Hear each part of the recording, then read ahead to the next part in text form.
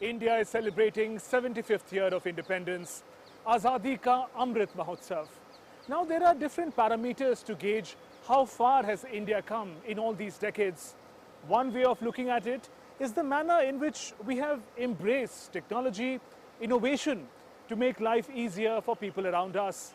In the next half an hour, come with me on a journey into the exciting world of startups, digital revolution and innovation, journey of New India.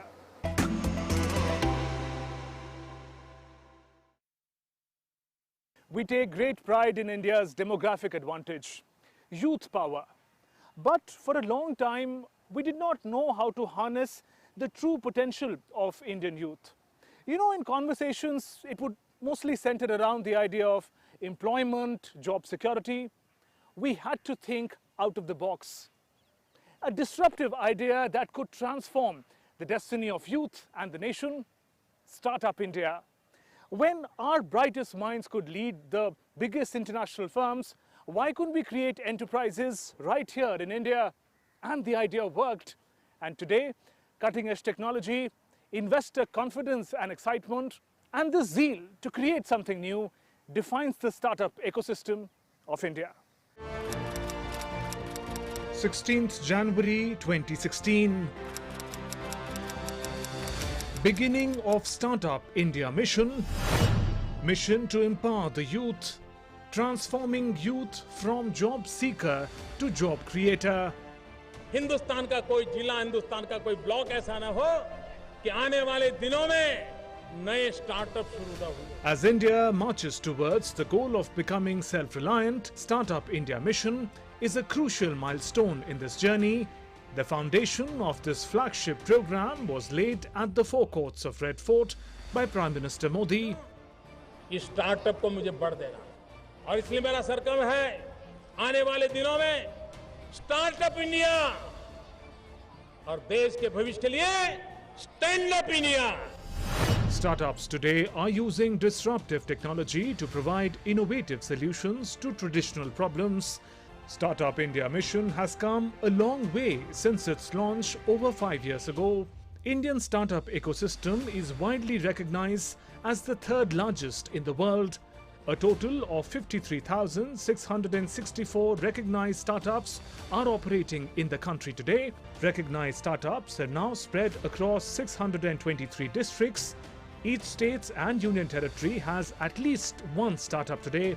Notably, it took only 180 days to add the last 10,000 startups as compared to 808 days for the first 10,000 at the beginning of the initiative. Entrepreneurs now have options to avail benefits across a range of laws, regulations, fiscal and infrastructural support, leading to a surge in startup ecosystem growth. The sectors that had the maximum registered startups were food processing, product development, application development, IT consulting and business support services.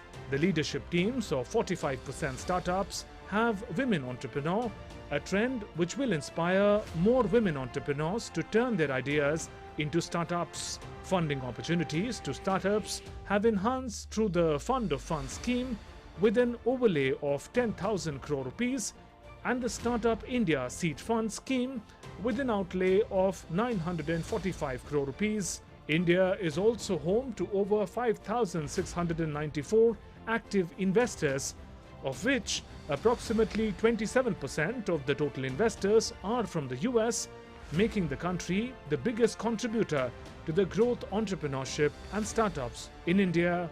Even during the pandemic in the last 1 year, we've had tremendous amount of global and domestic capital which has got invested into our own startups.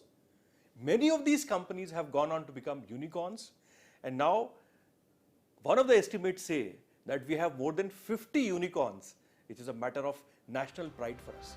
At the heart of Startup India mission lies the commitment to unleash the entrepreneurial energy of India's youth, breaking away from the notion of youth as job seeker to vision of youth as job creators, an equal stakeholder in nation's development. The vision is achieving newer milestone with every passing year, even during the crippling pandemic.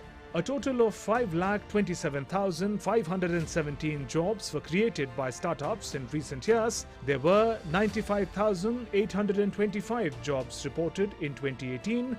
Number of jobs created increased to 1,44,682 in 2019.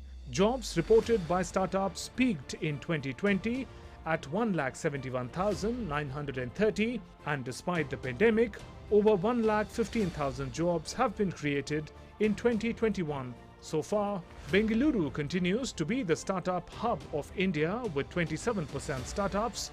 Delhi is home to 24% of the startups, Mumbai at 17% and Hyderabad at 8%, along with Pune at 6%, are the fast emerging startup destinations of India. As per a recent survey, more than 55% youth in India prefer to begin or work with a startup over joining a corporate regular job.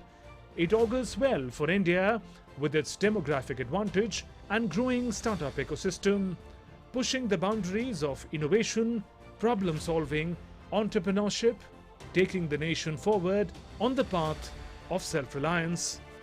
The success of Startup India mission speaks about the manner in which if our youngsters, entrepreneurs get the right support, there is no limit to their creativity and achievements. Now, who would have thought that our toilets could not only be cleaner, but also smarter? That cutting-edge cancer diagnosis technology would reach the interiors of our villages, and that too at an affordable cost. That plant-based batteries could light up a bulb, and our young space scientists would take our space exploration to newer heights. Now, this is not science fiction. This is the story of India's startups.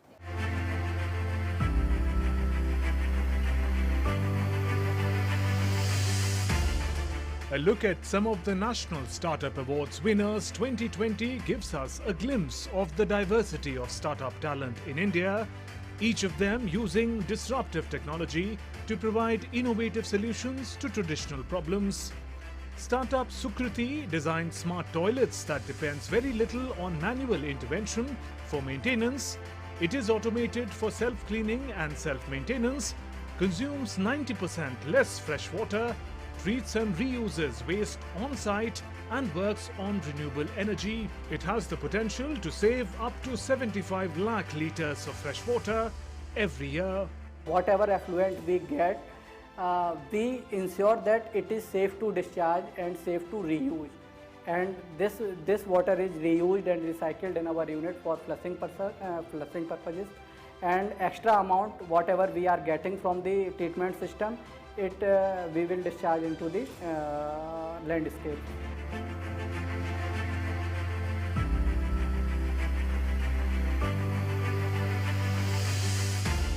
Skyroot Aerospace wants to script history and be a catalyst for human habitation and exploration in space.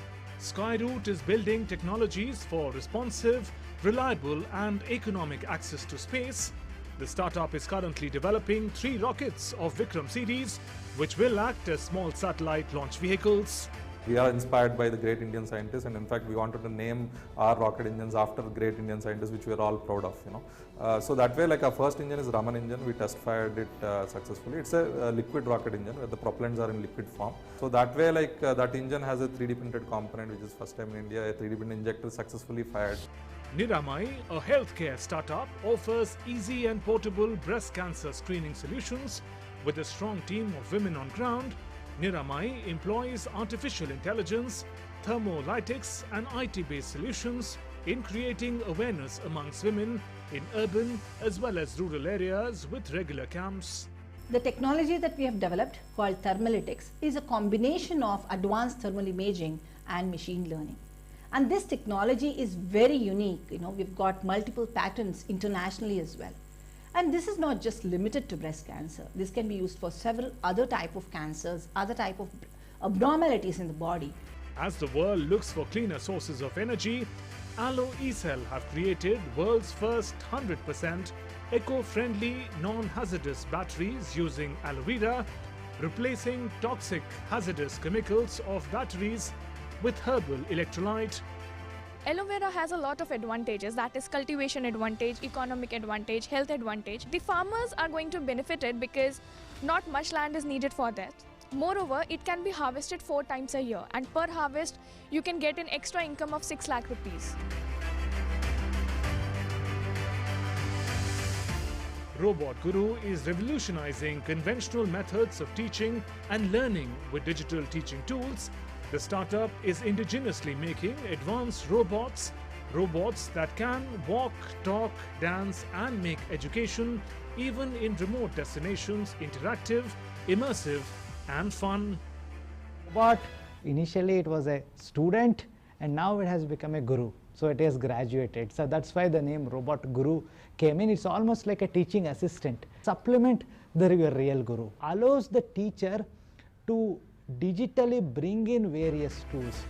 These startups represent only a cross-section of the immense startup talent in the country and the potential of India to become a startup nation in the days ahead. Let's take the journey forward. From creativity of startups to connectivity in New India. These mobile phones have become a central part of our lives. Digital India Mission looks at this as a tool for socio-economic transformation. Now, Jam Trinity has shown us that technology is not just meant for the rich, but it can be a means of empowerment for the poor. And fintech companies today are taking this digital revolution forward. From direct benefit transfer to COVID contact tracing to simply ordering a pizza. Digital India has truly democratized access to the world of technology, payments and connectivity. Digital India, a vision for the nation, a vision for 21st century. Started just 6 years ago, Digital India Mission is transforming everyday lives of citizens through technology and connectivity tools, bridging the gap between people and the government, between grievances and solutions, making diverse public services accessible on mobile phone, empowering the marginalized. This is the extraordinary story of Digital India. Digital India यानी सबको अवसर, सबको सुविधा, सबकी भागीदारी। Digital India यानी सरकारी तंत्र तक हर किसी की पहुंच। डिजिटल इंडिया यानी पारदर्शी, भेदभाव रहित व्यवस्था और भ्रष्टाचार पर चोट। डिजिटल इंडिया यानी समय, श्रम और धन की बचत।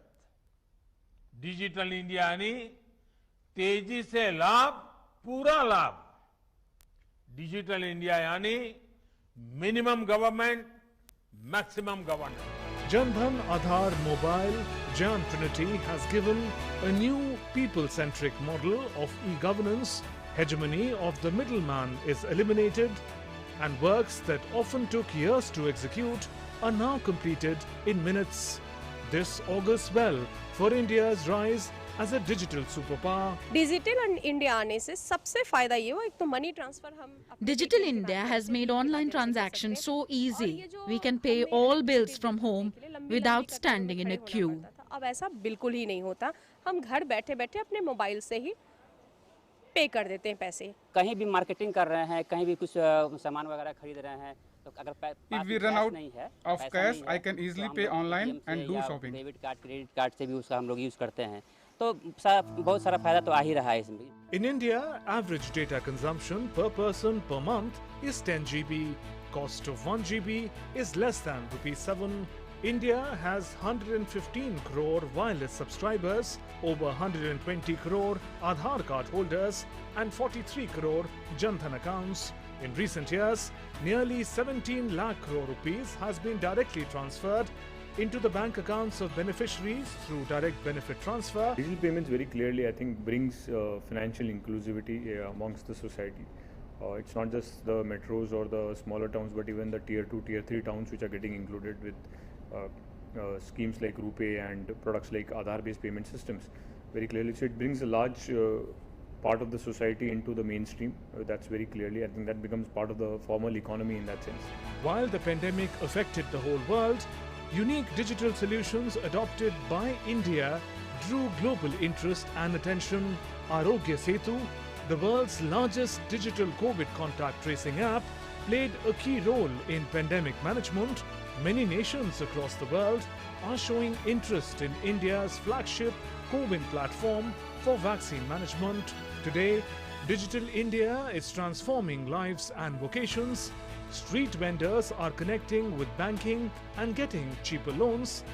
Women with self-help groups are accessing both business and market with a tap on a mobile phone. From DigiLocker to protect invaluable personal documents, to Swamitva Yojana to map land records in villages, digital revolution in the country has given a boost to aspirational India. You know, there is a close relationship between connectivity and development.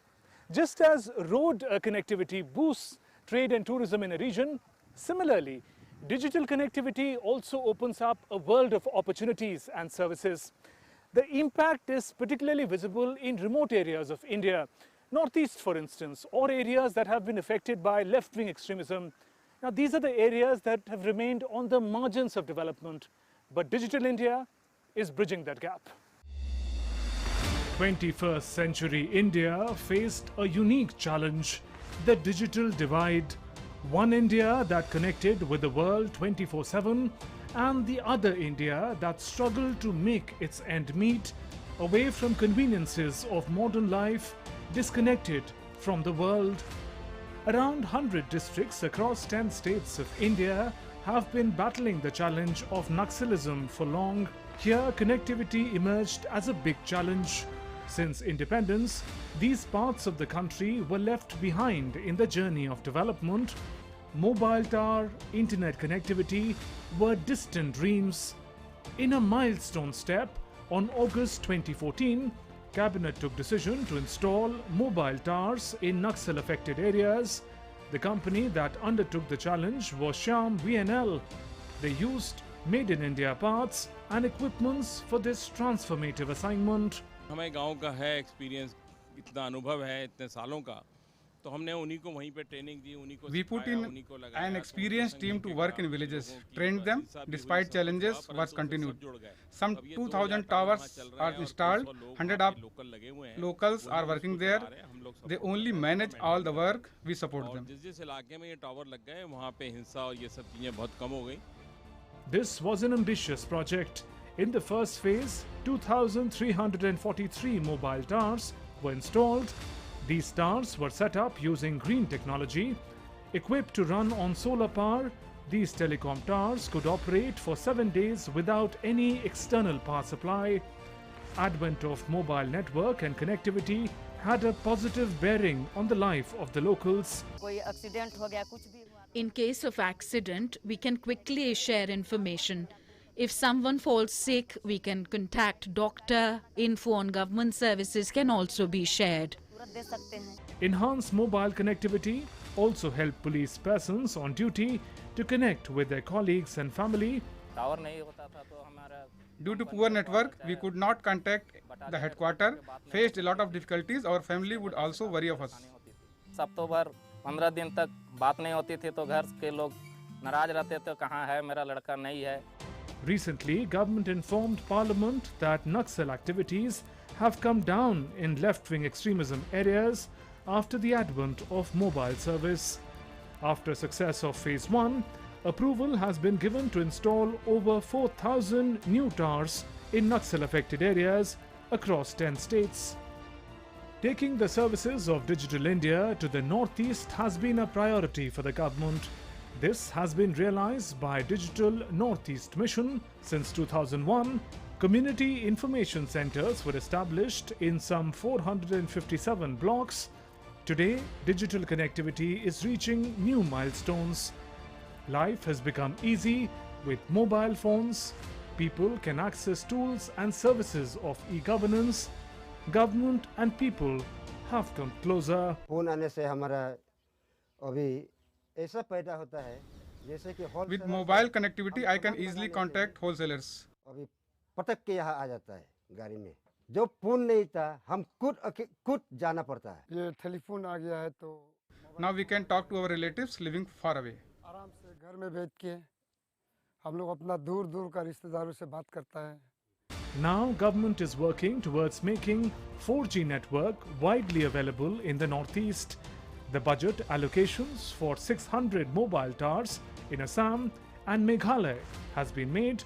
Andaman Nicobar got connected with optical fiber network in 2020 and work is on to establish over 100 mobile towers. Program to erect mobile towers in over 350 border villages in Ladakh, Jammu and Kashmir has also been approved. Digital India is connecting every part of the nation, especially those that have been hitherto disconnected from the mainstream, and that is taking the fruits of developments to remotest part of India. So we talked about startups, Digital India, fintech companies. A common theme that connects all of them is this passion for innovation, willingness to adapt to new technologies and apply them to make ease of living possible, a reality for the masses. Today, India is rising up the scale of Global Innovation Index. We are working towards securing patents and trademarks for our original research and output. Students are encouraged in Atal Tinkering Labs to start experimenting, innovating at a young age. This spirit of innovation drives the vision of New India. In 2014, India was ranked at 142nd position in the world in ease of doing business rankings. Since then, there has been a steady improvement in India's rankings due to reforms made by the centre and state governments. In 2020, India reached 63rd position in the world. Today, the nation is among top 10 countries to have improved rankings for 3 consecutive years. Government of India decided in May of 2020 that facility of raising additional loans would be provided to reforming states to help in ease of doing business.